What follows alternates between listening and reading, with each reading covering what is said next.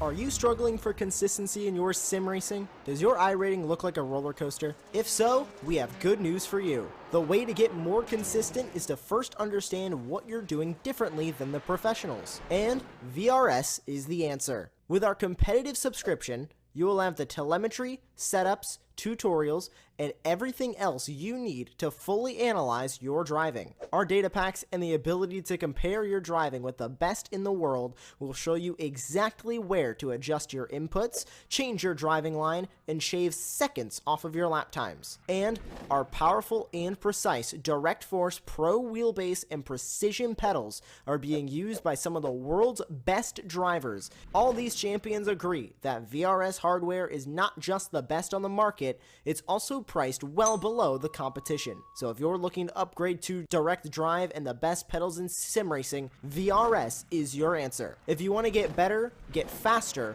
and make it happen sooner rather than later, you owe it to yourself to find out why so many people are switching to VRS. You'll be so glad that you did. Visit www.virtualracingschool.com and learn why the best use VRS.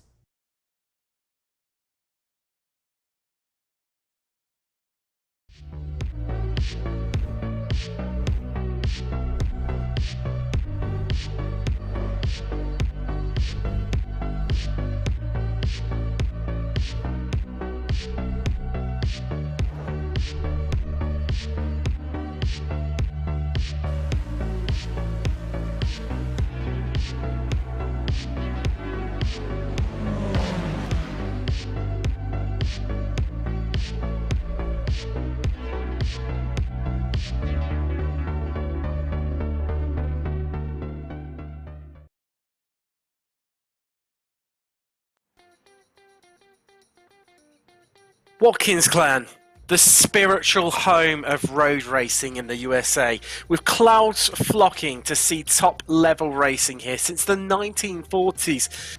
Indeed, virtually all major road series across North America have competed here for everything from Formula One to Can-Am, and of course, the track known affectionately as the Glen, it's even known by NASCAR now, and has been the host of the Cup Series for every year since 1986, of course, with the exception of 2020 when, of course, as we know, the whole world of racing came to a bit of a grinding halt, a little bit of a thorn in our side called COVID-19, but just the beauty of sim racing. That didn't stop us, and today it's a Formula Renault 3.5 Championship. Live from the Glen on Apex Racing TV. I am Tim Cox. We've got John Robertson returning to the production booth. But right now, as always, Seb Bosher-Williams, welcome along. It's been a clean seat so far. We flip-flopped between Italy and Japan for the first 4 rounds. Our first breakaway from those two countries is North America, Watkins Glen. Are we going to see something different other than a Samborski win? I mean, of course, last time out was the first time we didn't take pole this season. Yeah, it certainly wasn't, but even so, he didn't take pole. He ended up winning the race in quite spectacular fashion, so it's going to be hard to top Samborski anywhere. And I think Monza was probably the best chance that we were going to see of a non-Samborski winner, at least at the moment. So I think he's the favourite for today's race. But I mean, Watkins Glen, what can you say about the circuit? I think, we mentioned we've had the sort of monotony of races, in Italy and Japan, and this is the in my opinion, one of the best tracks that North America has to offer. It's such a good track, and personally for me, it's my favourite layout. It's the classic boot. We don't have the bus stop chicane. It's just a long run down into turns 5, the outer loop. Really, really interesting layout we have today. The wind is high as well. It's going to be tricky for the drivers, but I want to see, I mean, as much as I love Eddie Samborski and love talking to him at the end of the race as a winner, it would be so nice to have a different winner. Shirakawa is looking to try and do what he did at Monza 1 week ago, and hopefully for him have a better race. Shirakawa leading the qualifying standings so far with Samborski in second place, but Samborski has just been absolutely on it this whole season. He has just been a machine. First 3 rounds, picked up the Grand Chelem for fastest, well, qualifying on pole, fastest lap, leading every lap, and obviously taking the victory. It was only last, as you said, Seb, Shirakawa last week that blocked that being another clean sweep for the 4th week in the row. But of course, him taking pole despite Samborski's fastest lap, leading pretty much every lap, and also the win for him again. But Shirakawa, Josh Stewart, what a lap from him! That's a great opening lap. The Aussie currently in 2nd and displaces Samborski and Sieg down to the 2nd rows of the grid. Ranchon, the Frenchman, he had a bit of a time at Monza, a really eventful one. Went for a bit of a controversial one, Seb, in the form of a high downforce setup when everyone else was running low, and as much as it worked for him in qualifying, didn't quite translate across into race pace. It certainly did not, and that's actually why that we saw Samborski not qualify as well. And I say that, he's gone up into 3rd place. That's his 2nd lap done, so that's Samborski's qualifying session over Cal Young, setting the fastest 2nd sector of anybody on his 2nd flying lap. But yeah, you know, the high downforce setup was the quickest way to go in qualifying in Monza, but it certainly wasn't the quickest race setup. I think today we're going to see a little bit more difference in setup. It's more, you're more able to sort of play around with the downforce settings and run it to maybe more of your personal preference. But that's why we didn't see Samborski at the top of the standings. Not quite sure what's the reason today. Shirakawa, Sieg ahead of Samborski, but I mean, he had such good race pace. Wolfgang Fischer as well, quickest in the 2nd sector. So I think we are seeing a mix of downforce levels here. I think some drivers are choosing to run lower downforce to get that straight line speed. They'll suffer through the middle part of the lap, but they'll be absolutely rapid on the straights. We've got a real mixed bag in terms of the drivers in their iRating. So Duresho, the Iberian, currently 8th right now. One of our stronger drivers by iRating, and as you see, not having the best of qualifying. So on the flip side of that, Omar Baha, a bit of a returning to the series. We haven't seen him once this season. That was in Imola, and currently 7th for him. A solid qualifying, but could go quicker. As you see, Fischer right now cutting the timing beam, and that's on to his next lap. Are we going to see an improvement for him while we do time-wise, but nothing much as there's Saula Dezabi.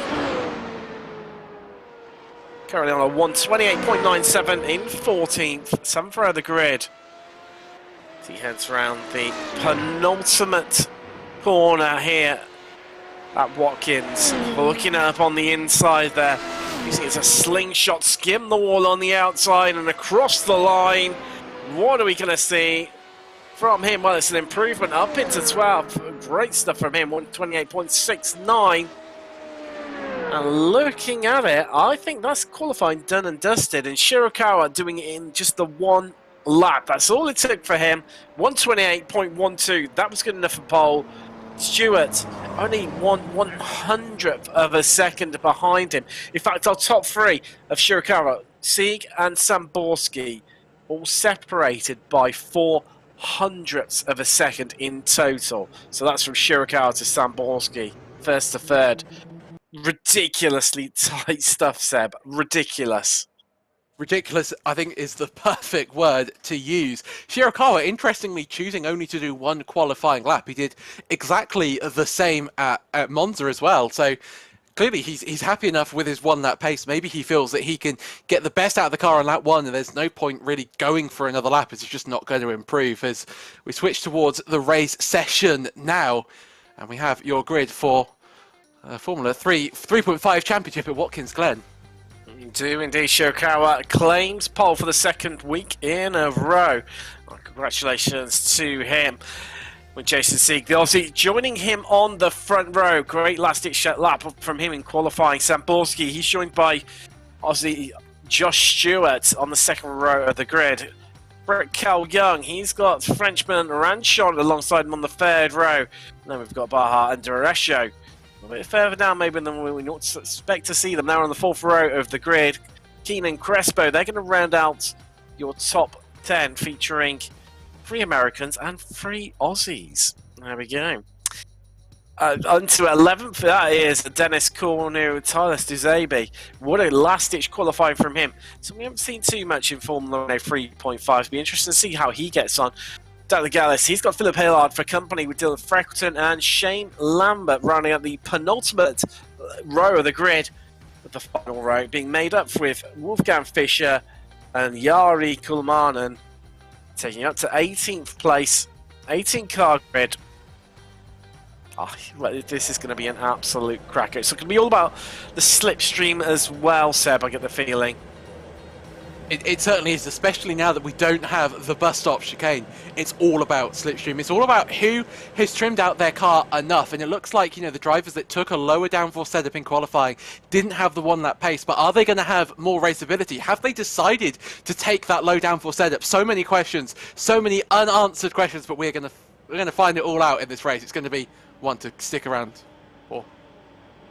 Here come the lights. Let's get ready to go racing in round 5 for Watkins Glen. And we are green, green, green and away. And a good start there from Sieg on the left-hand side of the track. And he's going to swoop down. And surely this could be for the lead against Shirakawa, whereas 3 wides in the background. Morton King getting well involved early on. But Sieg and Shirakawa side by side being followed by Stewart and Sam Borski. They're all following up in 2 long queues, as we don't have to worry about the bus stop, but we're going to have a 3 wide. We're even possibly going to have a 4 wide. Stewart's going to get squeezed. Ranshaw's trying to find his way through in traffic. Hold tight, everyone. Here we go, and it's the 2 Aussies who make it through the carousel out in front. Sieg, Stewart, Sam Borski, Shirakawa losing places left, right and centre. Started on pole, down to 4th now. Samborski through against him. Ranchon, he's up place. Likewise, American Omar Baha, he's up into 6th. Carlos Torresio on the attack there, but he's going to come under threat from Cal Young, who's already dropped 2 places, looking to redeem. Needs to get back ahead of Baha and Ranchon to get back to where he qualifies. But Keane having a bit of a squeeze on the inside there. Seb, what an opening lap. Certainly, what an amazing opening lap. Relatively clean, and it feels like Monza 2.0 if you are Shirakawa, just dropping down the field again, just not having the pace to get off the line or to even, you know, attack any of the first few apexes. Really strange from Shirakawa. Samborski up to 3rd, backed out of it, quite sensibly backed out of that 4 wide that we had on the back straight, manages to pick up the positions in turn 5 instead, but Jason Sieg leading once again, Stewart in 2nd place, but Samborski coming through and looking absolutely rapid as ever, but Shirakawa just doesn't have the pace. He's already dropping off and he's going to start to come under pressure from Ranchon, Baha, Young. I mean, Shirakawa, he's got the 1 lap pace, it just doesn't seem that he's got the race pace. So we've seen Stewart and Sieg just hugging that inside line. Samborski just pulling out at the last minute, trying to take a decent entry into the corner, get back onto the racing line. But here is Young on full attack mode right now against Baha. He's also got his own aspirations to try and make his way past Ranchon, but just falling away a bit. And then we've got a long, long stream behind them of Durescio heading that one up. Keen, Cornu, Crespo, Freckleton, Tsebe, all involved in that one. This is the trouble. If you drop out of slipstream range, then you end up getting cut adrift, and Young knows this right now. He wants to make it past Baha and possibly going to here. Just getting squeezed to the outside. Can't quite make it stick. As now hooking things up into the penultimate corner, pretty much flat. Certainly once the tyres are up to temperature, then the final corner, just dip it on the inside. Use that curbing, that banking, then get as close to the wall on exit as you dare. We scream across the start-finish line, up to turn 1, to 90. Wow, 90 degrees. And that's why it's cool there. Before you open up, you can run wide, not as wide as what you used to be able to out of turn 1. Then it's up through the S's. Just snatching at the gears there from Young as we're on board with him. And no answer against Baha. In fact, I think he's actually losing against Baha. He's just gradually pulling away. I sense maybe Young may running a slight bit more downforce, and there you see Carlos Durescio taking full advantage to slipstream and can't quite get it done. And that's tuck in behind Young, who bounces across the curves, but he's going to end up running wide. can't make it stick, and Young lives to fight another day, but what's happened is he's lost a lot of time against Baja, Seb. I think it sounded like he was bouncing off the limiter in 6th gear. It is something that you can tweak in the setup, and you've got to be really careful, especially in a race like this where the slipstream is so important, that you tune the car to be able to achieve its maximum speed in the slipstream. And I wonder if Cal Young has tuned his car to run very well in open air, but not so well in the sort of 4-5 car DRS sort of slipstream chain. Wolfgang Fischer has had some form of issue at turn 1. He's going to go for a little bit of a crash. He's going to hit the curb, and that's going to be in the wall. Luckily for him, not too much damage to the front end of his car, but Wolfgang Fischer, he was quick in certain sectors through qualifying, actually the quickest of anybody in Sector 2. But talking of Sector 2, this is where Josh Stewart and Jason C are going to be racing towards. Samborski as well in the background. He's been setting fastest lap times every single lap, bar the last lap, and I think we're about to see a change for the lead here, Tim. It's the high-speed festival of fun that is the Battle of the Glen, as they all, but I'm not sure how they quite, despite all different lines being taken down the back straight, all emerge out exactly the same as what they were. But Stewart under pressure now from Samborski, looking for a strong result in his home race of this season. But Stewart holds on right around the outside. He's going to retain that second place, but for now, what can Samborski do to snatch it away from him? This is playing right into Sieg's hands, because he is extending his gap out in front 0.8 of a second. That's what it is right now, as we see Tuzabi just losing a place there to Lambert. Definitely the Americans here hoping for a strong result. He's already 2 places into 14th, but this could lose yet again as Tuzabi. Just that, runs it incredibly wide, almost out into the grass. She can run, Seb, big contact, and then there's secondary contact from him once again with Hillard, and it's all gone wrong for those two. And there's damage to his wing for Hillard. Look at that rear wing's bent. Major damage for Philip Hillard. By the precautionary or precursory look that we had, I don't think you can really blame Philip Hillard. He sucker knows where it was warranted. You know, we saw Desbay run wide through the previous corner, get onto the grass, and it seemed like he sort of closed the door when Hillard was already there. So unfortunate contact. Really don't want to be seeing that, especially so early on in the race. We've still got 20 laps of racing to go. Samborski once again trying to get past Josh Stewart, this time trying to go around the outside of turn 5. Young and Dreshko still battling it out as well further down the field. Dreshko being forced out wide. That's a big spin! Big spin. That's Cal Young. Oh no, and also he's collecting the through. That was the number 9, Dennis Cornu. Oh, and that car's grabbing. That's game over as Cornu's off. There we go, he's off. That clearly must have picked up a bit of suspension damage there, Seb, surely, for him to carry straight on as he headed onto the boots. Almost undoubtedly, you know, he's picked up some damage, whether it be suspension damage, front wing, or whether he's just given up. We can have a look at Cal Young's perspective. So we're heading to turn 5, he's taken a lot of curve, the car just running wide, he gets contact, so that's what sort of induced the car to spin, and then the secondary and then tertiary contact as well. Have a look at the off-board shot. And there's the touch, and it's just so easy to spin these cars around, especially when they're loaded, and then that's the contact with Cornu. I'm surprised that actually he managed to get so much damage from that. I wonder if Cornu's just given up. I mean, we saw it in Monza, you know. The name alludes to me, Tim, but there was a driver that picked up a little bit more damage. It was just dropping down the order, and these cars are so sensitive that once you pick up a bit of damage, your race is effectively over. So you see Carlos Dreshko, he did obviously that initial contact with Hillard, and you see that damage to his front ring on the front right corner of his car, the front left. As you look at it right now, he's got a clean out, harassing him, harrying him to try and snatch away this 7th place. This is all happening here at the Glen. Seb, it's so hard to call this one as to how this is going to transpire. So many real close battles. We can see these gaps starting to emerge right now where people are starting to open up gaps.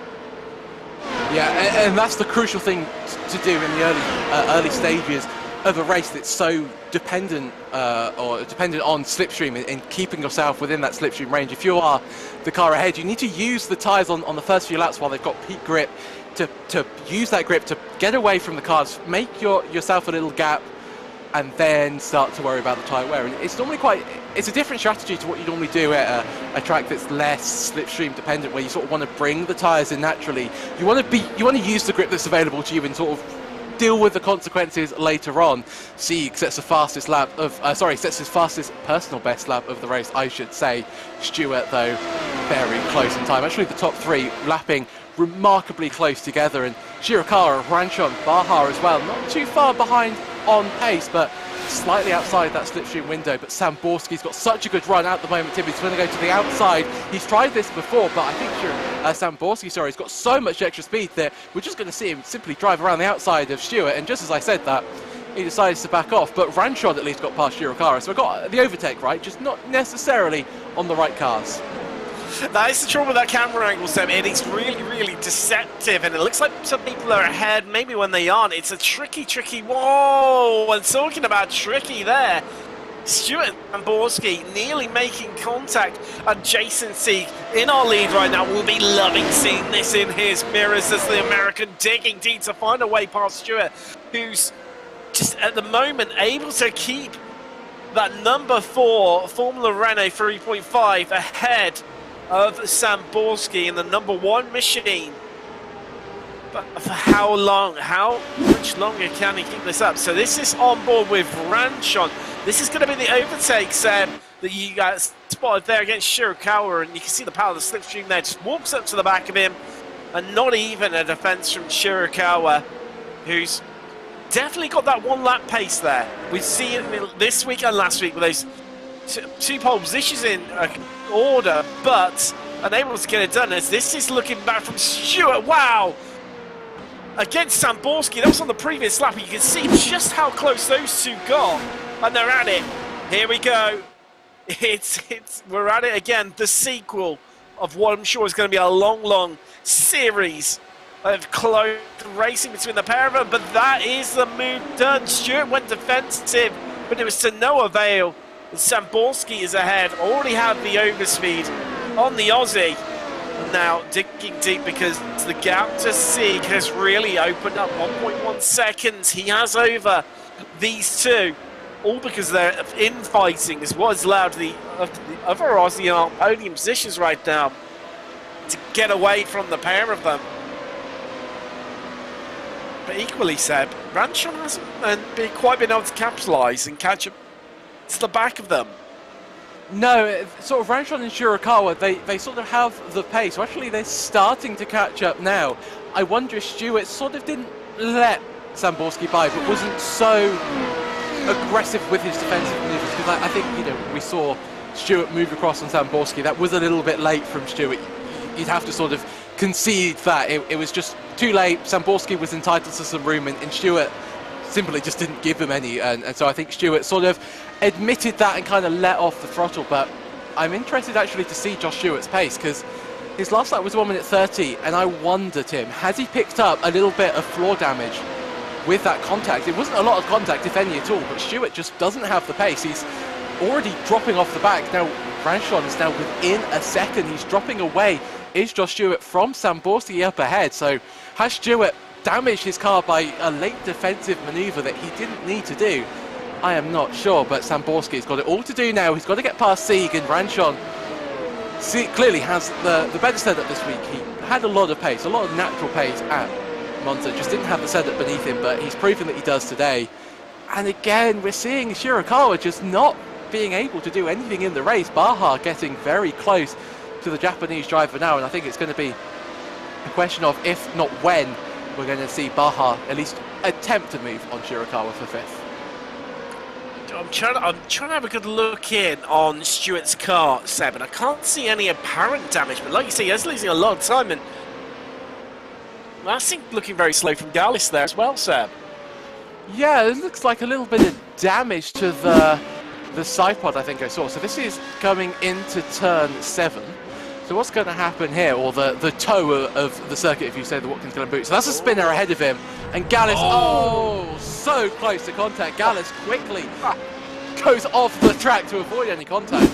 Superb driving from Gallus there, but who was that spinning ahead of him? I'm trying to think who that may well have been. It might have been Hillard potentially, but there's Tyler Tuzabi in the pit. Exactly the race he would have hoped for.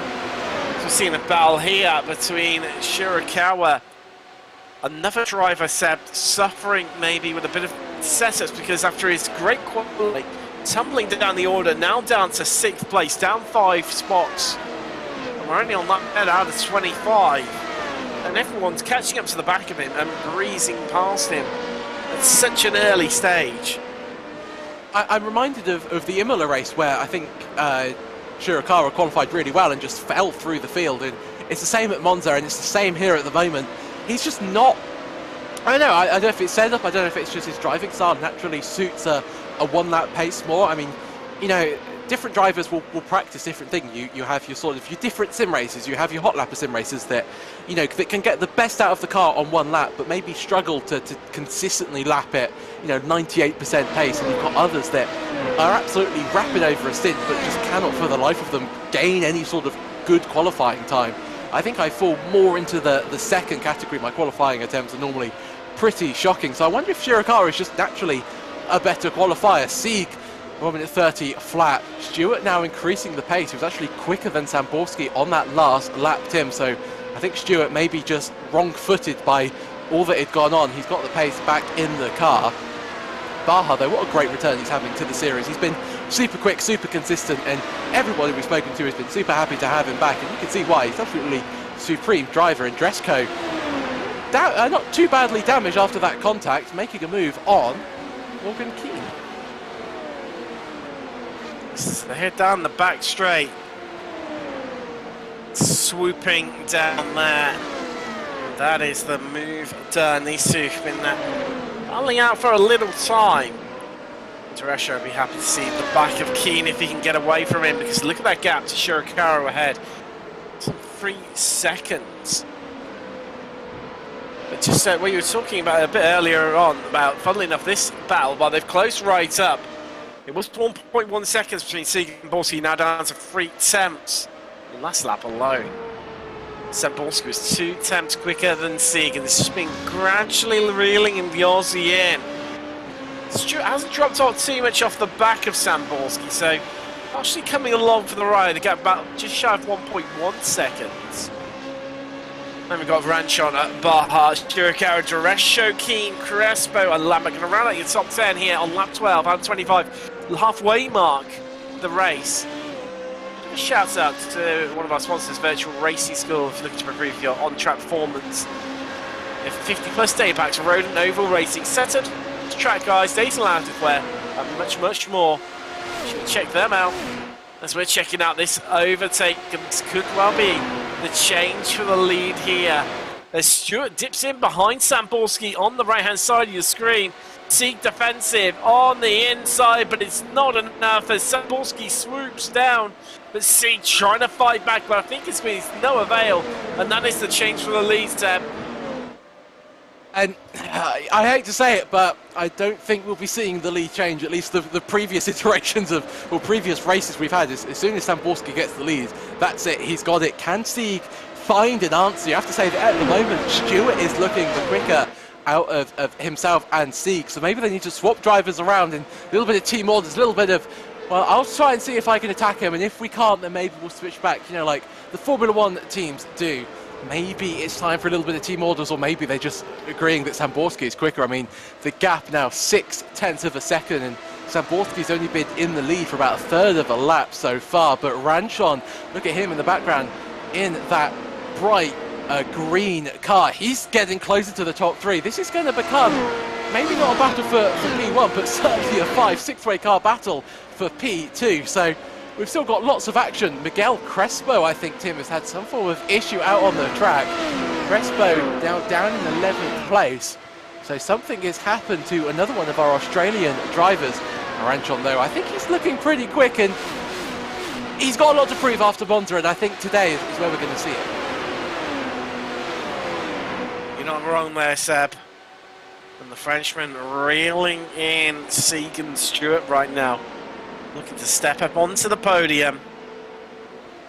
But who is he going to displace, if at all?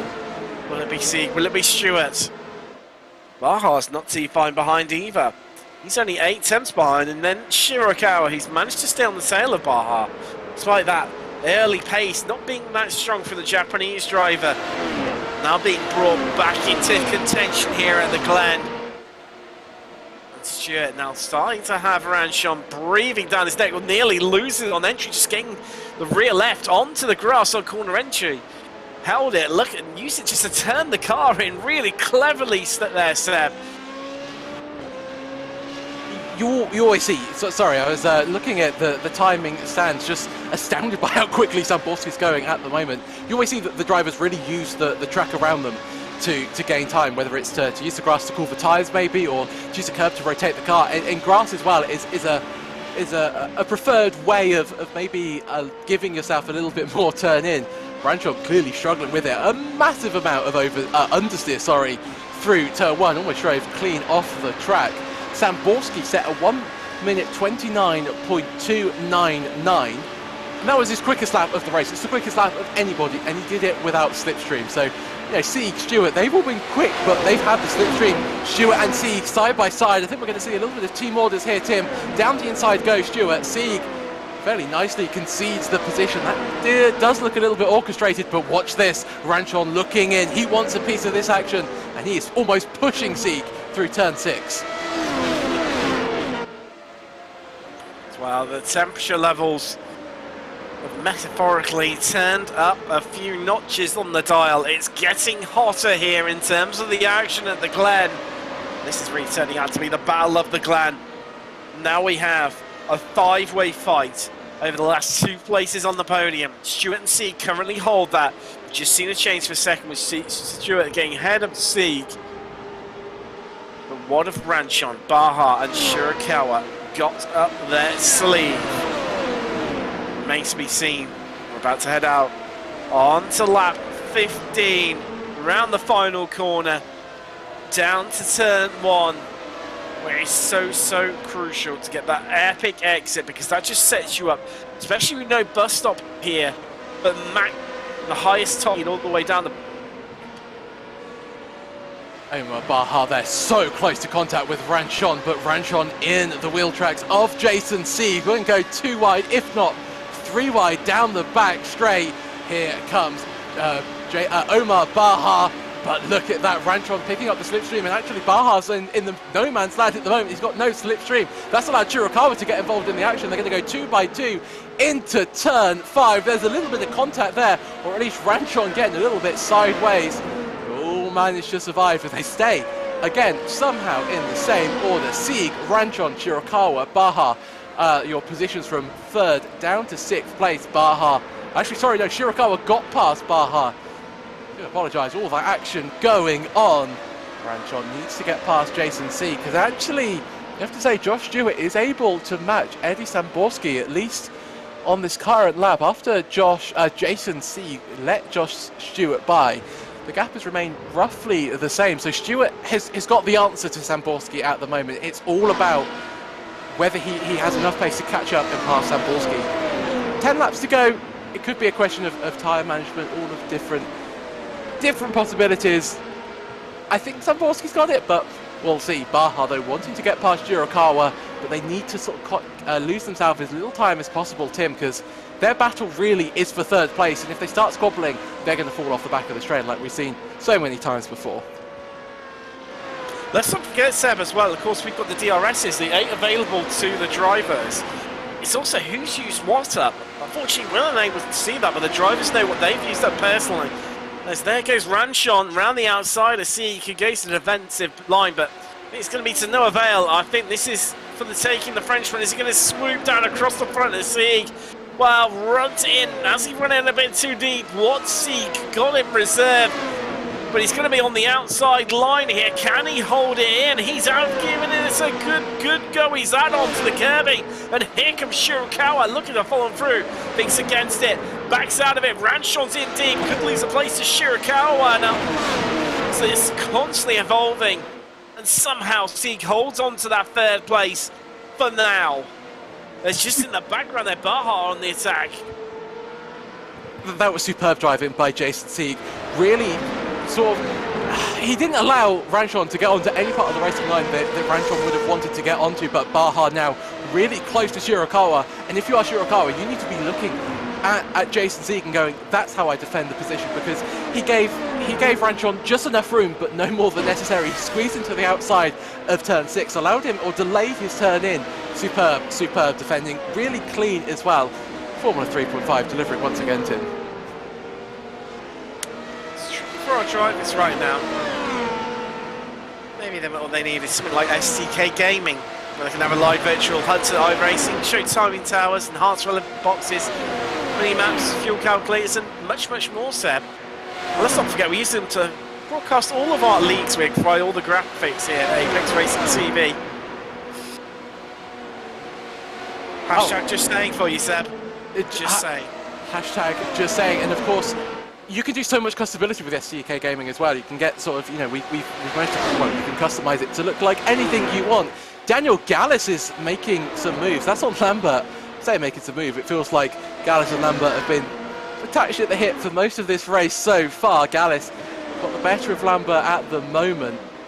Through turns 6 and into turns 7 we go. Miguel Crespo in the background. He's had some form of off earlier on in the race, as I alluded to, Tim, but he's doing an absolutely superb job. Actually, everybody is out there. It's Watkins Glen, deceptively hard track. It's so difficult, and the grass is always so close to the apex. And this is actually what happened to Miguel Crespo, the number 8 car. And let's see, Tim, what is going to happen. This is into the third to last corner. Simply just takes in the wrong line, and that just goes to show how hard the car to drive and how easy it is to lose the rear end. One of your favourite phrases from one of your favourite commentators. A bit of ambition over adhesion there, Seb. Ah, you've out-Martin Brundled me. How dare you, good sir. Yeah, that was ambition over adhesion. I resisted the urge. It was really hard for me. It was like all I could think about. As once again, Ranchon. Oh, Shirakawa's going through the middle of him, Seb. Oh, he thinks it's twice about it, backs out of it. I think that unnerved everybody. Well, I think everybody got unnerved. Well, I knew that these two would have a good old scrap once again, but I don't think any of us expected to see Shirakawa go, there's a big gap here, let's try and put my car in the middle and see what happens. And everyone getting a little bit nervous, including Shirakawa. He thought twice about it. That's what's allowed Sieg just to keep hold of that third place four-way battle, the last place on the podium. That's come on to lap 19. Out of 25, Samborski leads from Stuart. Sieg just about clinging on by the skin of his teeth, the tips of his fingernails, right now to that last place on the podium in third. Ranchon in fourth. Redemption for last week at Monza. Shirakawa fifth, running stronger now as the race gone on. Baha in sixth, Teresho seventh, Keen, Lambert and Gallus can round out your top 10.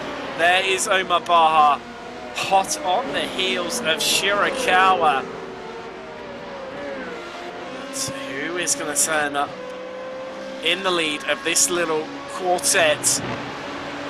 Come the carousel, into the slipstream range they all go. Who is going to get the moves? No defensive lines this time. And Baha. Do you think, Seb, I can't work it out quite there. It didn't sound like he was bouncing off the rev limiter, but almost like he's electing just to sit behind Shirakawa right now. I'm not quite sure what was going on there. I don't think I could sort of really audibly hear a lift of the throttle. So whether Baha's got more downforce, some damage, I'm not sure, because that, yeah, it looked like he had the overspeed right until the end of the straight when it just nothing happened. I think something's happened to Daniel Gallus. There it goes. That's the carousel. Oh, and that's Sieg off. Oh no, it's all gone wrong for the Aussie after leading so many laps and then holding on to the last podium place. Oh no, Sieg.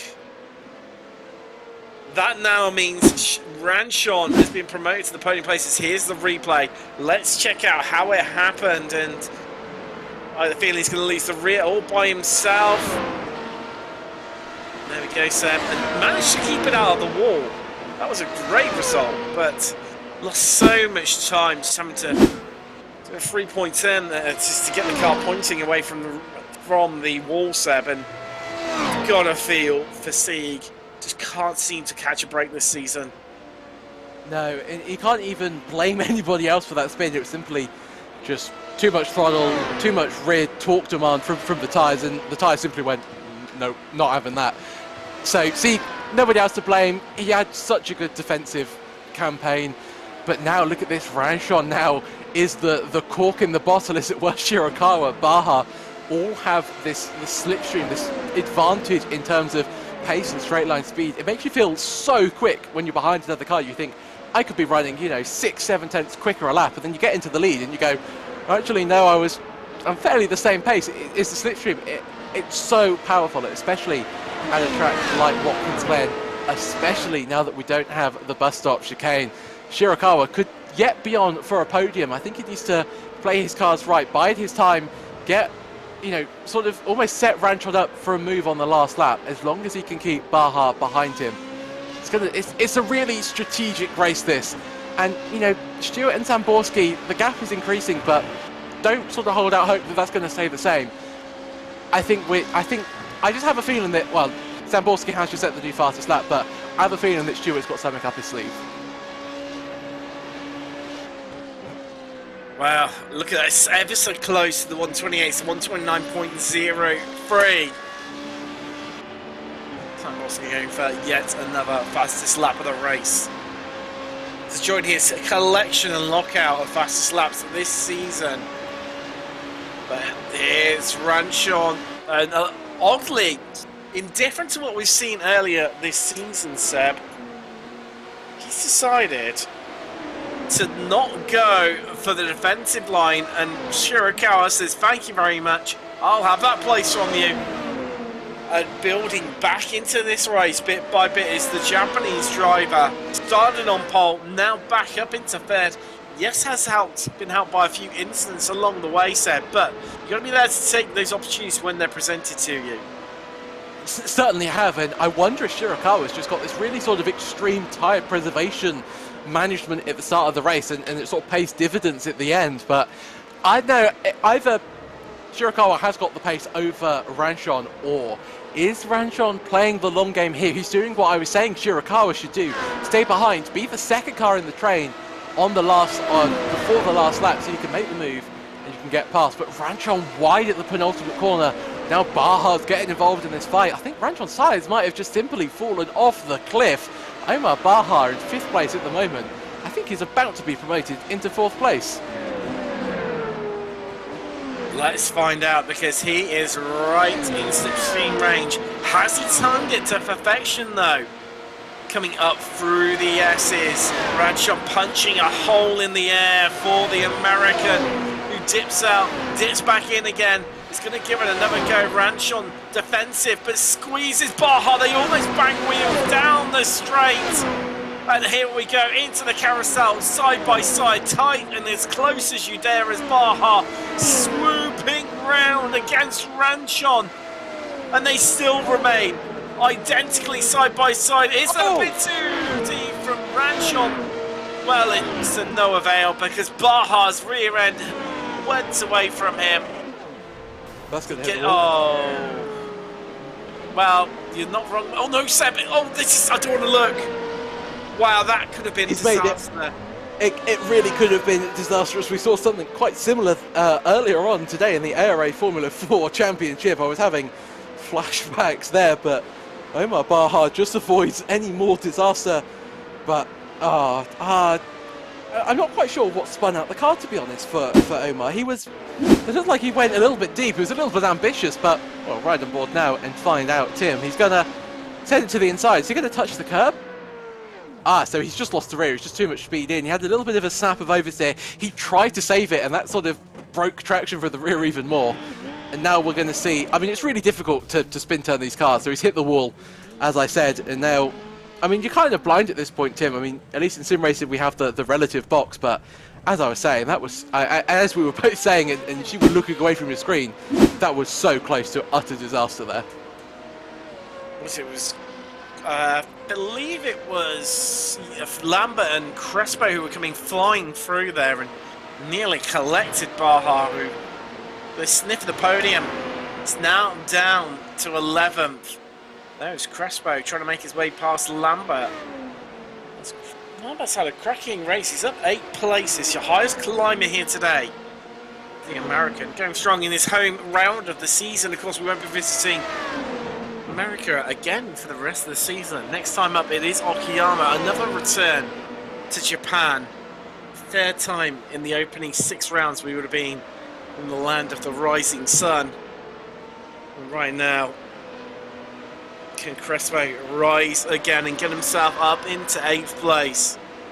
It's getting close, and just the mind games are clicking in now, Seb, but it's running out of time because there's another new fastest lap of the race at 128.9 from Samborski as he starts out onto lap 24. And these drivers are going to be heading out on that very soon as well. Means we're ultimately going to have a couple of laps left here at the Glen. Try and get this done, and a lot of the opportunities, Seb, at least I found, for overtakes tend to come in the first half of the lap, so you need to get your business done early doors. I don't really think I've seen many successful overtakes ever at Watkins Glen after the first half of the circuit. As you were saying, you really need to be on it through turn 1, actually through the penultimate corner, the final corner, get a good run.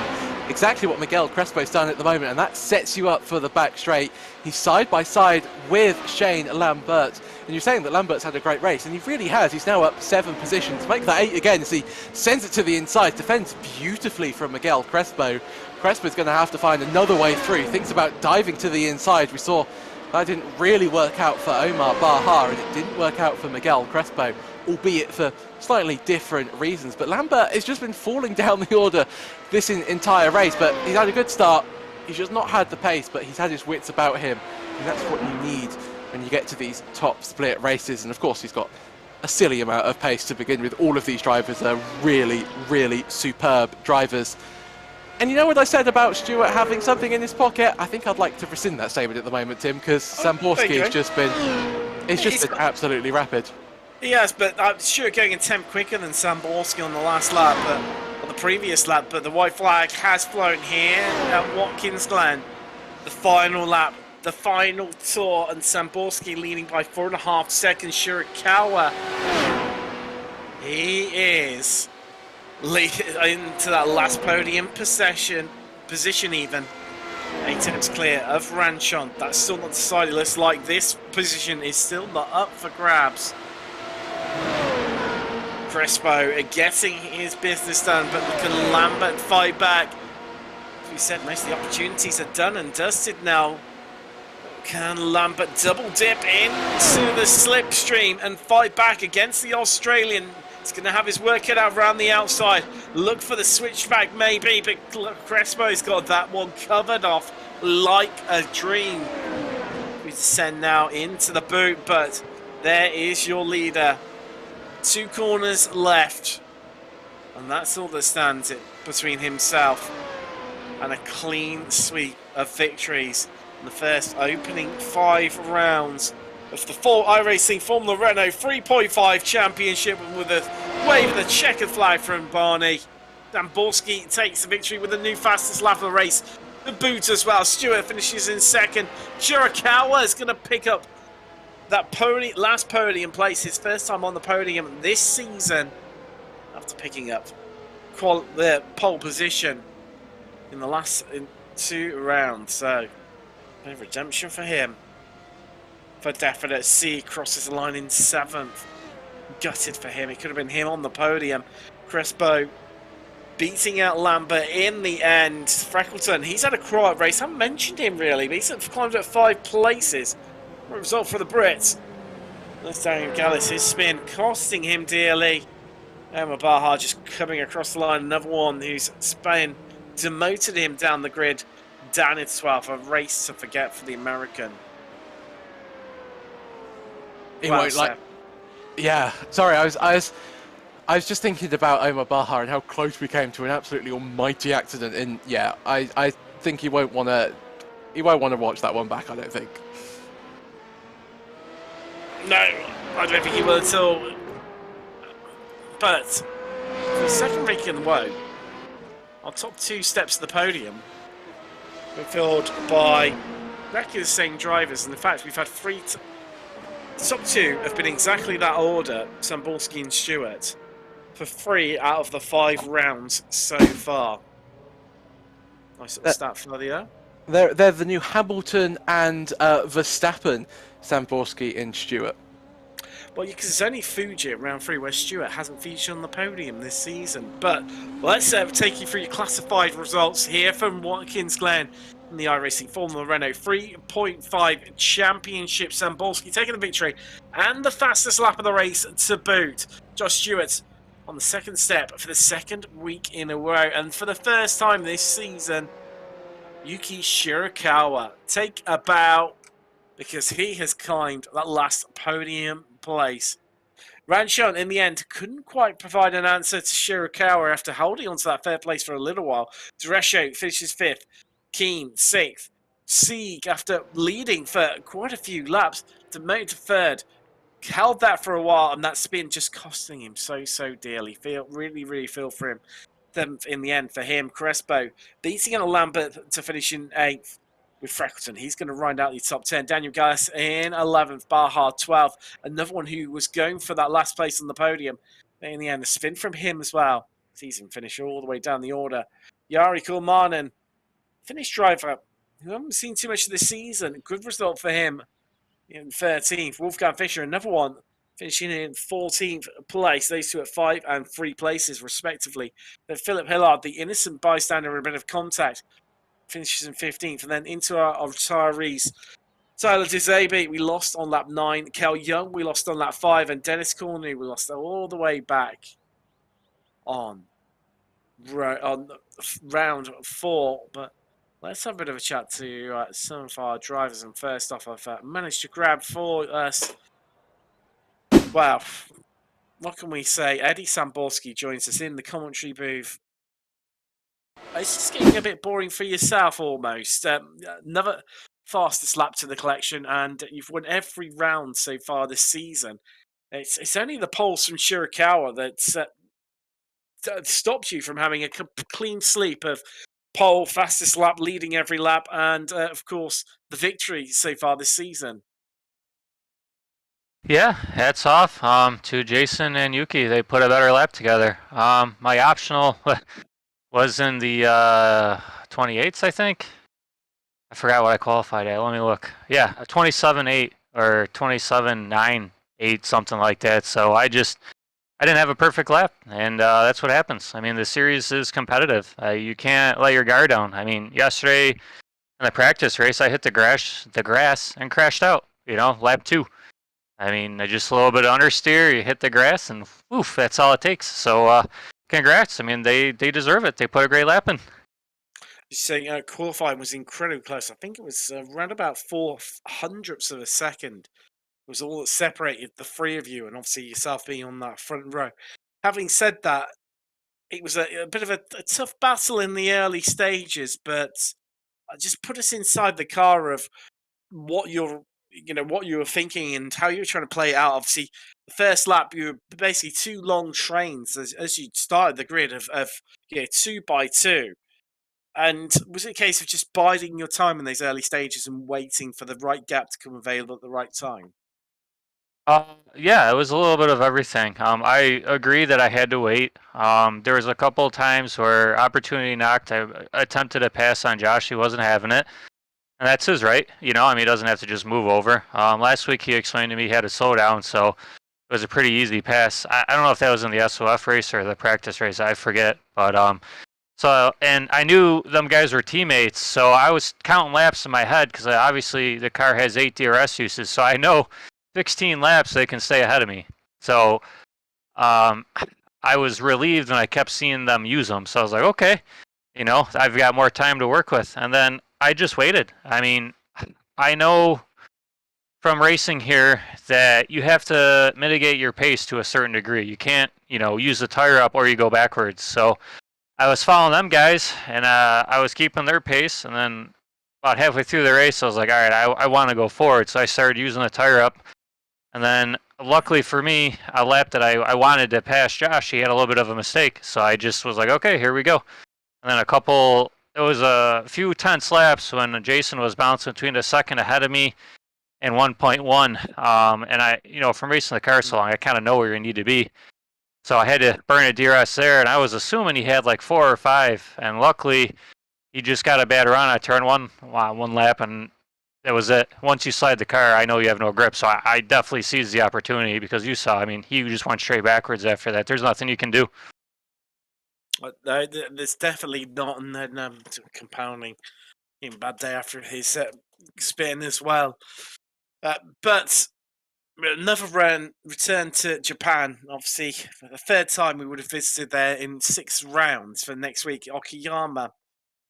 But it's a bit of a different circuit to Watkins Glen, and obviously, we've got that big braking zone down into the hairpin. So I think it could be I don't know about yourself, could be a bit of an interesting race full of overtakes, potentially.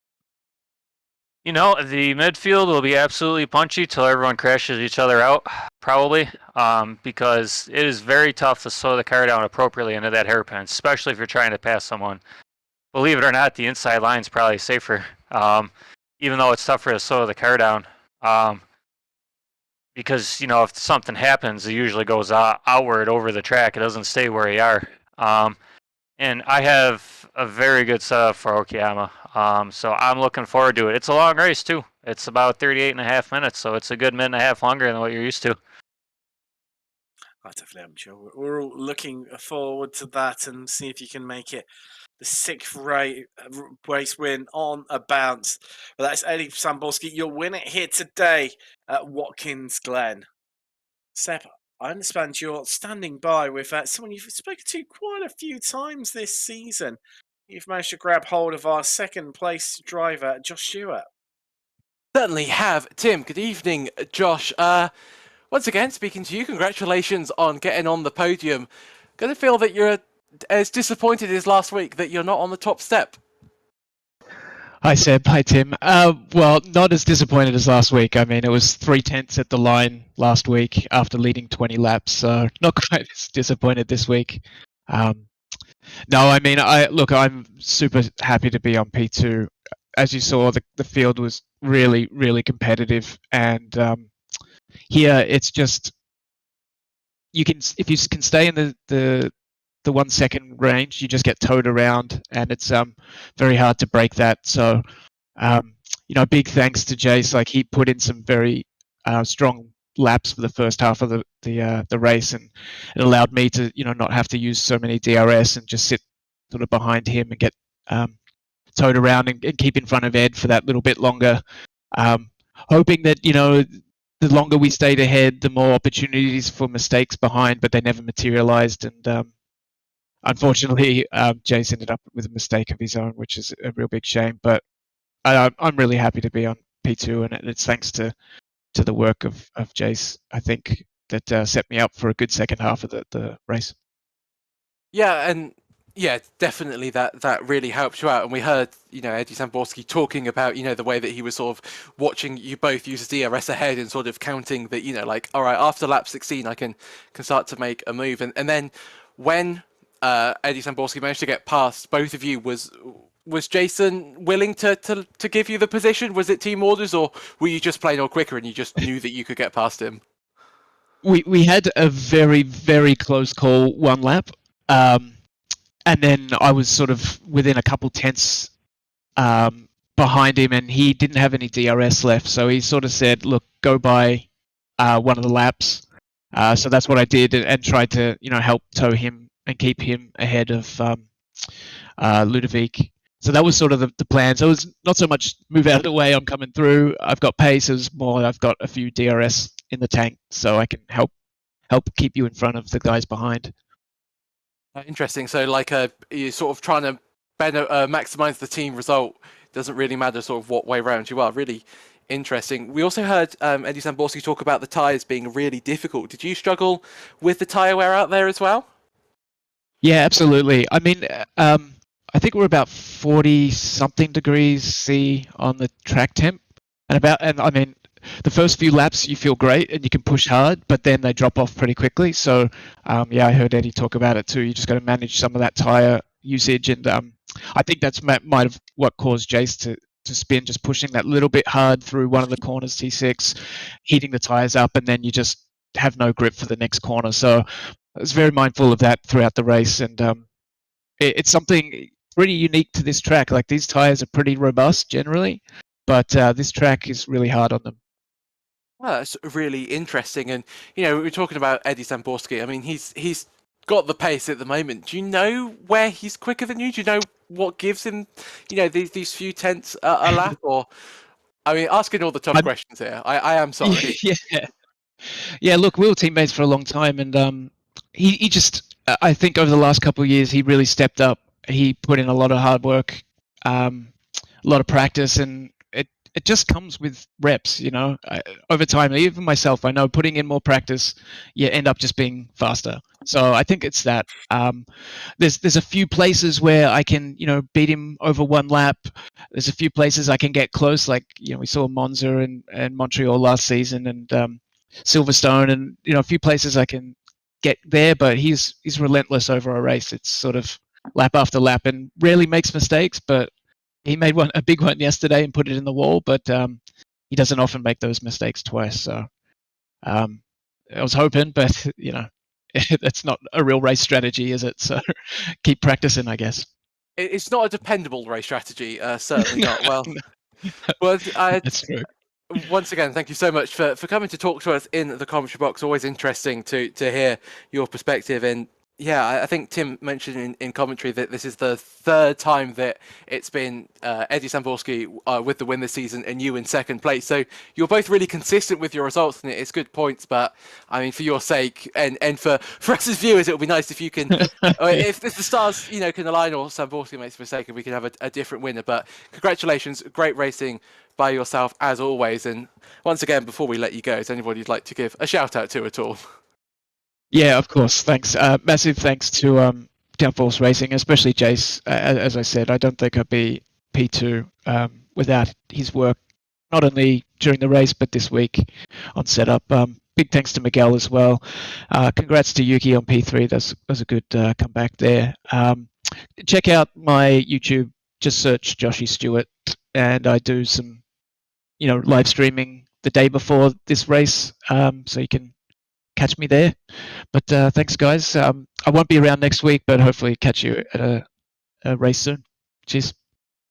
Thank you very much. Nice talking to you as always. And I think, Tim, that's it for our driver interviews. It's normally the main two, isn't it? Eddie Zamborski, Josh Stewart. As you've mentioned, they tend to like finishing in their specified positions. They do indeed, and as you mentioned, Seb, three times this season, those guys have finished in first and second, respectively, and that is the fourth time out of five rounds that Stewart's also picked up a podium position. Of course, the opening round at Suzuka finished third, and then those seconds at Imola, Monza, and Watkins were just mentioning about. But Shirakawa coming away here with his first podium of the season. And interestingly, another stat for you. If it's not been Stewart and Zamborski, other than those guys, each podium position has gone to a different driver in each of the rounds. Olsen, Baja, Alcron, Lopez, Derecho, and Shirakawa this week, who finally gets the monkey off his back with converting, well, what has been a pole position this week and last week into finally a podium position, all going well for him, aided a little bit by the spins. But coming up on the channel, if you've not had enough of myself and Seb and hearing our lovely voices, well, tomorrow evening we have got an absolute cram-packed evening of motorsport for you. Myself, I'm taking a little break from the usual SRF Weekend Warriors, which is kicking off from Laguna Seca at 8:45 GMT. Big grids, big action as always from that league. Because I'm heading across to Spa with the Finding Speed Community Race starting at 8:15, so half an hour earlier GMT all tomorrow night. Seb will be back for IGP Fun with Austin. That's round 5 from Alton Park. That's kicking off at 9:30. So plenty of motorsport for your Sunday evening. They've got the Rick Tech Sports Car Challenge. That's at 1 a.m., which is around about, I'm just getting my head now, about 8 p.m. Eastern time for us American viewers. That's on Tuesday night or Wednesday morning, depending on which way round you want to work that one. Of course, the RL GT3 Trophy Season 4, Round 6 from Montreal. That is at 8 PM on Tuesday evening. So make sure you tune in for that one. But, well, what another classic it's been. From Formula Renault 3.5. 5 wins on a trot now. Can someone beat Samborski?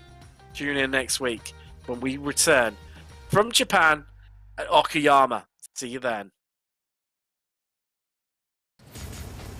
Are you struggling for consistency in your sim racing? Does your iRating look like a roller coaster? If so, we have good news for you. The way to get more consistent is to first understand what you're doing differently than the professionals. And VRS is the answer. With our competitive subscription, you will have the telemetry, setups, tutorials, and everything else you need to fully analyze your driving. Our data packs and the ability to compare your driving with the best in the world will show you exactly where to adjust your inputs, change your driving line, and shave seconds off of your lap times. And our powerful and precise Direct Force Pro wheelbase and precision pedals are being used by some of the world's best drivers. All these champions agree that VRS hardware is not just the best on the market, it's also priced well below the competition. So if you're looking to upgrade to direct drive and the best pedals in sim racing, VRS is your answer. If you want to get better, get faster,